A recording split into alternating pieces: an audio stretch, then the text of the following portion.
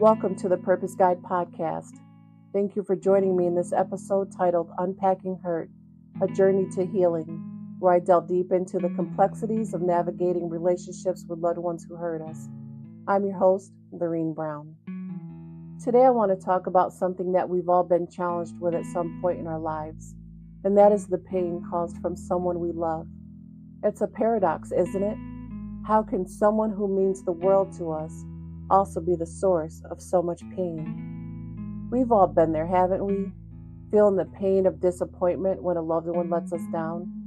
Maybe it's a friend who constantly has to make themselves seem superior to you, a partner who's emotionally unavailable, or a family member who's always criticizing or judgmental, or simply those relatives who are consistent in bringing pain and disappointment, blaming everyone for everything and all their shortcomings.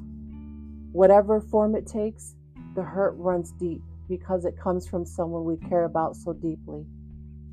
But here's the thing we often forget in the midst of our pain. We can't control other people's actions. We can't fix them, no matter how much we love them or how desperately we want to help them change. It's a hard pill to swallow, isn't it? The feeling of being powerless, acknowledging that we're not responsible for someone else's behavior. Or is it the opposite? Could it also be incredibly liberating? Because once we realize that we can't change others, we free ourselves from the burden of trying. We accept that some things are generally out of our control. But I get it. That's painful. It's heart-wrenching and unbearable having to watch a loved one self-destruct. And it hurts us knowing that whatever resentments they hold within themselves is causing them to live in a way that is not conducive to progress, but is only hindering their self-development and growth. So what's next, Laurene? That's it? Are you telling me to just let them be? The answer is yes. Absolutely. It is imperative that you untangle yourself from relationships that cause you more harm than good. The concept you're delving into is about recognizing when a relationship, whether it be romantic, familial, or platonic, it is no longer serving your well-being. Letting them be doesn't necessarily mean completely cutting ties abruptly, but rather prioritizing your own mental and emotional health by creating boundaries or potentially distancing yourself from toxic dynamics. And truthfulness, it's about understanding that some relationships may have just run their course or are inherently harmful, and it's healthier to disentangle yourself from them. This can involve introspection by evaluating the impact of a relationship on your life and making decisions that prioritize your own growth and happiness, even if it means letting go of familiar connections. You have to understand that establishing boundaries for the sake of yourself and your well-being isn't an act of punishment directed at others, nor does it necessarily entail severing ties entirely. Instead, it's a deliberate act aimed at nurturing your own growth and healing. It's an assertion of self-worth that communicates, I care for you, but I care for my own well-being even more, and I refuse to permit any further harm. By setting boundaries, you carve out space in your life where you can flourish and evolve, free from the toxicity that may have been weighing you down.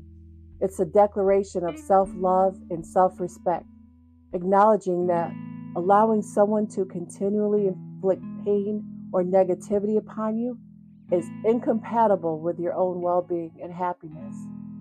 In essence, it's a profound act of empowerment, asserting your right to prioritize your mental and emotional health above all else. It's about recognizing that true love and compassion extends to yourself as much as it does to others, and that sometimes, well, it is just the most loving thing you can do to safeguard your own well-being, even if it means redefining or distancing yourself from certain relationships. And let me tell you, setting boundaries isn't easy. It requires self-awareness. It means having difficult conversations, sometimes even with yourself, and standing firm in your convictions.